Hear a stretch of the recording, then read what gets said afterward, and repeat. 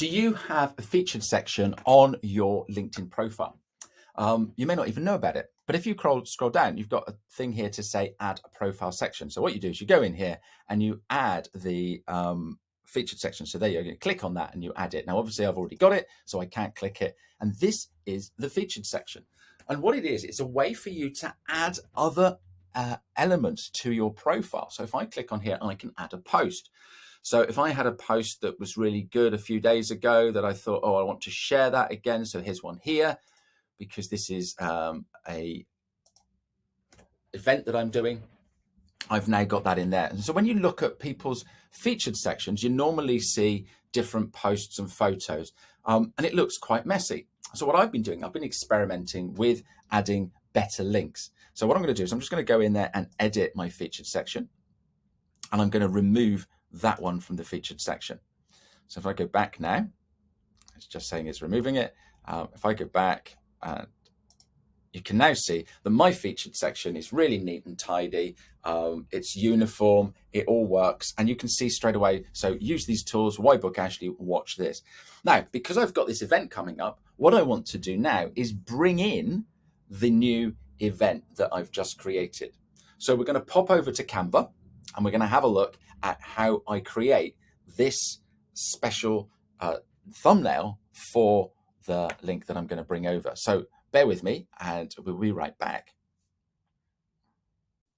What we now need to do is create the thumbnail so that we can grab hold of that and put that in the featured section so it looks the same as everything else in there. And I use a template. I'm using my YouTube template, and I've just shown you the size here. It's 1280 by 720. So this template I use all the time. And so for this one, I've created a little box around the text so that when that comes in, I know that it's actually fitting and looking square. So everything that I need to do needs to be inside that box. Next thing I need to do is bring in an image. So if I click on upload files, because I'm always downloading stuff, there we go, there it is.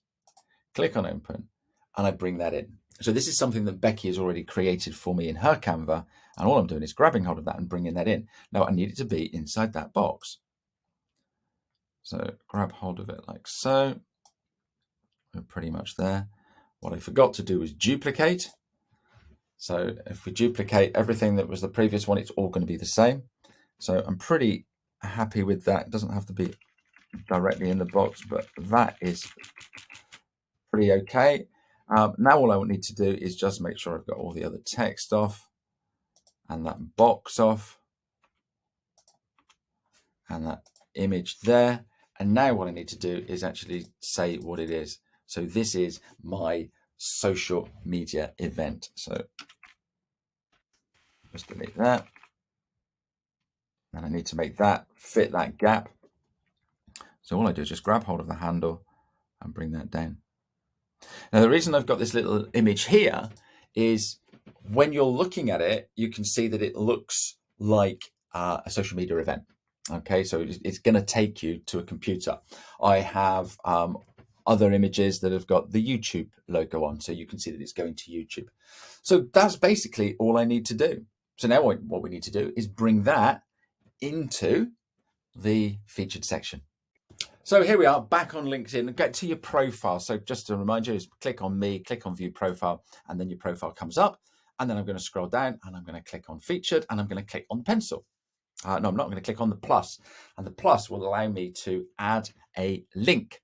So what I want to do is add a link. So there's the link to the video, and it is 15 minutes.day, and it is summit. Click on add.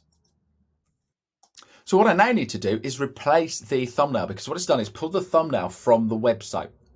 So if I click on the image and then I can upload the thumbnail that I just created.